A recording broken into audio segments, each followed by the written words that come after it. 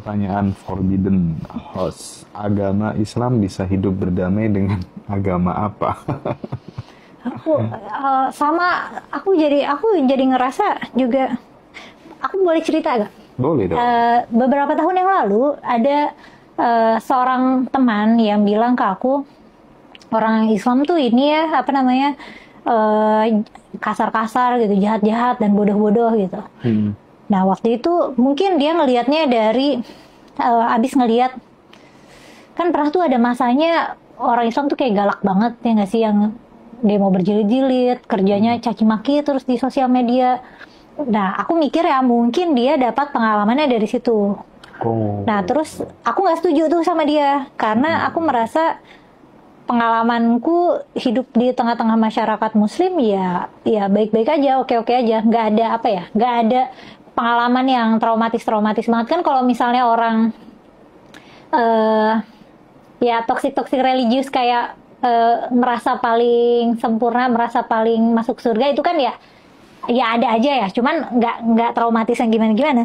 Tapi kalau misalnya ya dia bilang itu ke aku sekarang, kayak aku bakal setuju deh, karena aku tuh hari-hari aku dapat ancaman dan cacian yang jahat, keji, bodoh, tapi nuansanya Islami. Kayak wah, laknatullah kamu pelacur betina gitu. Atau di awalnya Apa pelacur betina? Ya, atau di awalnya tuh udah kayak gini, assalamualaikum, udah assalamualaikum. Assalamualaikum kan keselamatan bagimu ya. Kamu sudah jauh dari petunjuk Allah gitu, ayo kembali lagi ini gini. Terus di akhirnya atau lebih baik kamu melacur saja, saya harus bayar berapa buat pakai lubang kamu atau gitu. Kayak makanya tadi ada yang cek mahar gitu. Iya mungkin itu ya maksudnya. Aku nggak ngerti. Aku tuh sering nggak ngerti sama ledekan-ledekannya. Bahkan kayak waktu itu gini, ya udah semalam berapa mbak gitu. Aku nggak ngerti semalam berapa. Oh mereka tuh ngatain aku pelacur ya. Ternyata yang pelacur kayak betina gitu. Laknatullah lagi ya. Nah itu nuansanya tuh Islami. Atau misalnya gini, wah ini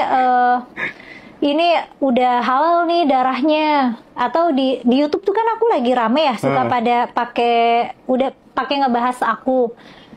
Terus ada kolom komentar yang aku temuin, dan itu komentarnya di like orang-orang lagi nih. Ayo kita perkosa rame-rame betina ini gitu. Ini menarik sekali karena apakah karena mereka menyangka aku murtad dan atau menyangka aku misionaris Kristen, maka mereka berhak untuk mencelakakan aku. Ini kan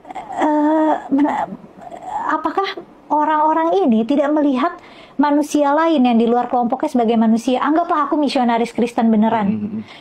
Jika aku misionaris Kristen, jika aku murtad, jika aku orang Kristen atau apapun agamaku, apakah itu alasan yang legit untuk orang-orang ini boleh menyakiti aku gitu? Betul. Atau menyakiti siapapun? Jadi manusia aja kita belum lulus. Makanya ini problematik banget gitu. Ini aku suka bertanya, ini tuh orang beneran bukan sih? Apakah yang ini beneran orang-orang dewasa? Tapi ini beneran orang-orang dewasa. Ada yang memang akun-akunnya tuh kayak buzzer gitu. Udah mah Islami banget, tapi nge-DM aku nyuruh bunuh diri, atau nge-DM aku ngancem bunuh. Terus bio-nya ayat Quran. Terus isi-isi kontennya tuh membela Gaza gitu, membela gini. kemanusiaan. Aku bukan bermaksud untuk mendiskreditkan siapapun ya, Mbak Mela ya. Tapi kenapa yang kayak gitu itu kok selalu mayoritas dari Muslim gitu. Tadi pakai laknatullah, kan jarang ya. Misalnya orang Hindu kayak gitu, orang Buddha kayak gitu. Ini sekali lagi aku bukan bermaksud untuk kemudian mengkomparasikan, mendiskreditkan, enggak.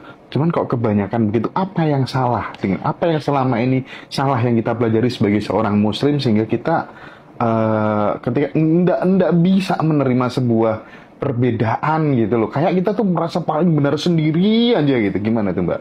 Nah ini juga aku nggak tahu, dan ternyata ini tuh bukan di Indonesia doang ya. Orang-orang yang mendapatkan ancaman pembunuhan dengan semangat Islami itu juga ya orang-orang lain gitu, bahkan akademisi gitu. Nah aku juga nggak tahu Mas Hendra apa yang salah. Ada beberapa yang aku pikirin.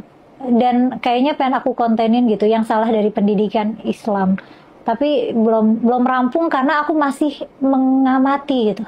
Kenapa kayak gini, dan yang ini datangnya Islam, dan apakah itu makanya ada Islamofobia tapi nggak ada Kristenfobia, Buddhafobia, tuh nggak ada. Tapi jangan-jangan apa karena dia memahami ajaran-ajaran Islam hanya sebatas level kulit saja gitu. Dia tidak masuk pada ke inti sarinya gitu.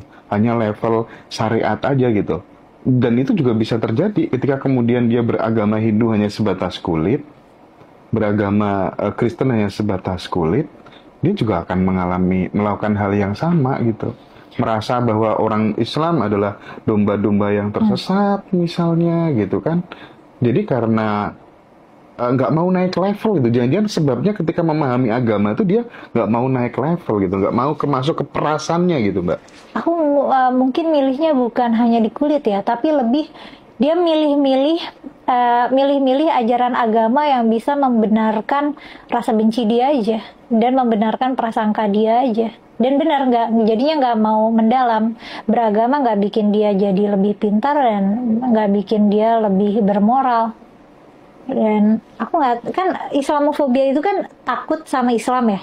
Nah selama ini kan aku dikasih tahu nih Kumaila Islamofobik.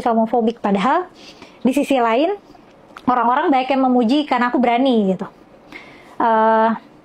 Tapi seiring dengan banyaknya ancaman yang aku terima dari akun-akun Islami yang isinya dakwah, akun-akun dakwah, atau kayak cacian yang aku terima dari youtuber ustadz gitu. YouTuber ustadz. Dari ustadz youtuber itu aku jadi kayak, wah aku tuh punya banyak sekali alasan untuk takut sama Islam. Dan aku jadi merasa ada cerita misalnya teman aku yang non muslim, dia lagi beribadah digeruduk lah, ada yang gerejanya dibakar lah, ada yang hal-hal traumatis kayak gitu. Itu kan bikin kita bisa memahami kenapa dia takut sama orang Islam, karena dia mengalami persekusi langsung. Nah terus aku melihat diriku yang sekarang, aku juga punya loh alasan untuk aku takut. Bedanya untungnya aku nggak takut. Tapi apakah reasonable untuk aku takut? Jadinya masuk akal kalau aku takut, reasonable kalau aku takut gitu. Dan ada teman-teman konten kreator juga yang banyak yang bilang ke aku kalau jadi kamu udah berhenti konten, gitu. Iya sih. Dan kayaknya ini strateginya sekarang tuh diubah. Dulu kan suka pada ngancem bunuh. Nah karena sekarang ada gosip aku ODGJ misionaris dan gitu. Nah, mereka tahu aku punya riwayat depresi, dan orang depresi itu kan biasanya suka memikirkan kematian ya. Jadi mereka mikirnya kayak itu bisa jadi trigger. Jadi disebutlah aku ODGJ, depresi, dan ininya narasinya dibikin bunuh diri. Kayaknya biar aku mentalnya kena, karena mereka tahu aku punya riwayat depresi. Ya mungkin ini mah diancam bunuh nggak takut gitu. Ya udah coba diancam disuruh bunuh diri gitu karena aku punya riwayat depresi. Nah ini tuh tadinya lucu gitu, konyol, aneh orang-orang ini, tapi lama-lama yang aku rasa tuh jijik, kayak menjijikan banget orang-orang ini gitu. Padahal dan mereka menarasikannya tuh dengan nuansa Islami.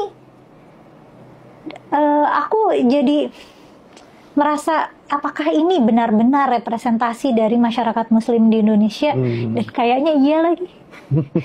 Jadi ya aku nggak tahu, tapi aku hanya berharap itu hanya sebagian kecil, dan sebagian besarnya itu sebagian kecil tapi berisik gitu ya, dan sebagian besarnya itu sebenarnya bisa mikir gitu. Oke.